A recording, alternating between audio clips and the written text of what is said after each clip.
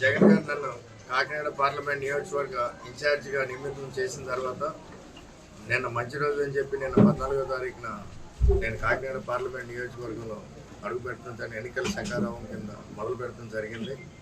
మొదలుపెట్టిన కానించి నిన్న 3 నియోజకవర్గాల్లో తిరగడం జరిగింది. జగ్గంపేట, ప్రతిపాడు, ప్రతి చోట కూడా బ్రహ్మాండమైన ఆదరణ. అలాగే మా ముఖ్య లక్ష్యం, ఎందుకంటే జగన్ గారి పిలుపు మేరకు వై నాట్ 175 అన్న నినాదానికి అనుగుణంగా ఈ కాకినాడ పార్లమెంట్లో గతంలో 6 అసెంబ్లీ ఎమ్మెల్యేలుగా గెలవడం జరిగింది, 6 అసెంబ్లీ సెగ్మెంట్స్లో. ఈసారి 7 గెలిచే విధంగా కూడా మేము రూపకల్పన చేయడం జరిగింది. ఈ సమాయత్తం అవడంగా ఈ నిన్న మంచి రోజు చూసుకుని మొత్తం అందరినీ కూడా 7 నియోజకవర్గాల్లో ఉన్న ఎమ్మెల్యేలు అయితే కానీ, ఇన్ఛార్జీలు అయితే కానీ అందరినీ కూడా కలుసుకుని ఆ ప్రయత్నంలో ఈ రోజున పెద్దాపురం రావడం జరిగింది. పెద్దాపురం నియోజకవర్గంలో దౌలూరు దొరబాబు గారు గత 4-5 ఏళ్ళ నుంచి కూడా ఈయన ఇన్ఛార్జిగా ఉండి ఇక్కడ ఇంత పటిష్టంగా వైఎస్ఆర్ కాంగ్రెస్ పార్టీ ఉన్నదంటానికి నేను వచ్చిన దగ్గర నుంచి ఇప్పుడు ఇక్కడ వచ్చిన కార్యకర్తలు కానీ, వైఎస్ఆర్ కాంగ్రెస్ పార్టీ కుటుంబ సభ్యులు కానీ, అలాగే నాయకులు కానీ వీళ్ళందరూ ఉత్సాహం చూస్తూ ఉంటే తప్పకుండా రేపు జరగబోయే ఎన్నికల్లో పెద్దాపురం నియోజకవర్గంలో భారీ మెజారిటీతో వైఎస్ఆర్ కాంగ్రెస్ పార్టీ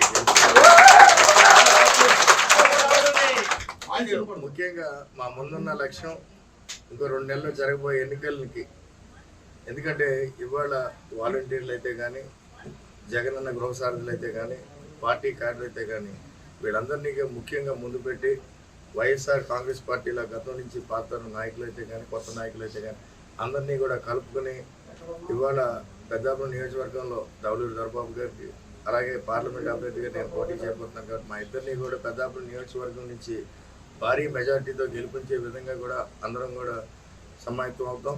అలాగే కార్యకర్తలను కానీ, ఇక్కడ పెద్దలు కానీ అందరినీ కూడా మమ్మల్ని ఆశీర్వదించి రేపు జరగబోయే ఎన్నికల్లో, ఎందుకంటే ముఖ్యంగా ఈ రోజున భారతదేశంలో ఏ ముఖ్యమంత్రి చేయని విధంగా జగన్మోహన్ రెడ్డి గారు ఆయన చెప్పడం జరిగింది. నేను 124 సార్లు బటన్ నొక్కాను, మీరు నా కోసం 2 సార్లు బటన్ నొక్కమని. ఎందుకంటే ఈ సంక్షేమ కార్యక్రమాలన్నీ, ఎందుకంటే ఇంచుమించు 4 లక్షల కోట్లు ఖర్చు పెట్టి సంక్షేమ కార్యక్రమాలు ఇచ్చిన ప్రభుత్వం భారతదేశంలో ఎక్కడా లేదు. అలాగే అభివృద్ధి సంక్షేమం అనుకుంటే అభివృద్ధి సైడ్ వచ్చేటప్పటికి జగన్మోహన్ రెడ్డి గారు మొదలుపెట్టిన అభివృద్ధి ఏ రాష్ట్రంలో కూడా ఇంతకుముందు గతంలో ఎన్నడూ జరగని విధంగా కూడా మొదలుపెట్టారని చెప్పి కూడా మీరు అందరూ కూడా గుర్తుంచుకోవాలి. ఎందుకంటే ఇక్కడ ఒక దుష్ప్రచారం జరుగుతుంది, జగన్ గారు ఏం అభివృద్ధి చేయలేదు. అది ఎందుకంటే ఇప్పుడు మీరు విద్య చూశారనుకోండి, గతంలో ఎప్పుడు లేని విధంగా కూడా నాడు నేడు అని చెప్పి విద్యా వ్యవస్థలోనే పెను మార్పులు తెచ్చిన వ్యక్తి జగన్మోహన్ రెడ్డి గారు. ఇవాళ ఆయన తెచ్చిన మార్పులను భారతదేశం అంతా కూడా ఇది అమలుపరచాలనే విధంగా కూడా ప్రతి రాష్ట్రం కూడా చూస్తూ ఉంది.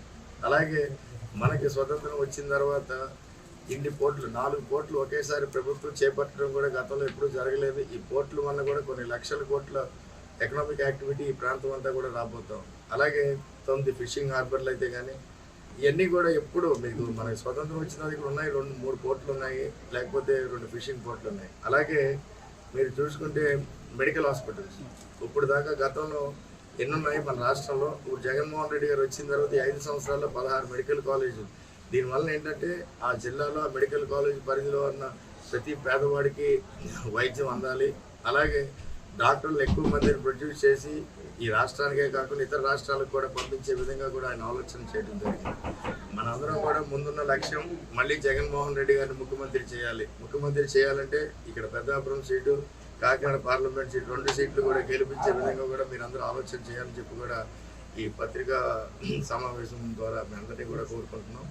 ఈ అవకాశం ఇచ్చి ఇవాళ నాకు ఇంత బ్రహ్మాండమైన స్వాగతం పలికిన దౌలూరు దొరబాబు గారికి మరొకసారి ధన్యవాదాలు తెలియజేసుకుంటూ, అలాగే పెద్దాపురం నియోజకవర్గంలో ఉన్న నాయకులకి, అలాగే ఇక్కడ ఉన్న కార్యకర్తలకి, వాలంటీర్లకి అందరికీ కూడా పేరు పేరున నా హృదయపూర్వక నమస్కారం తెలియజేసుకుంటాను.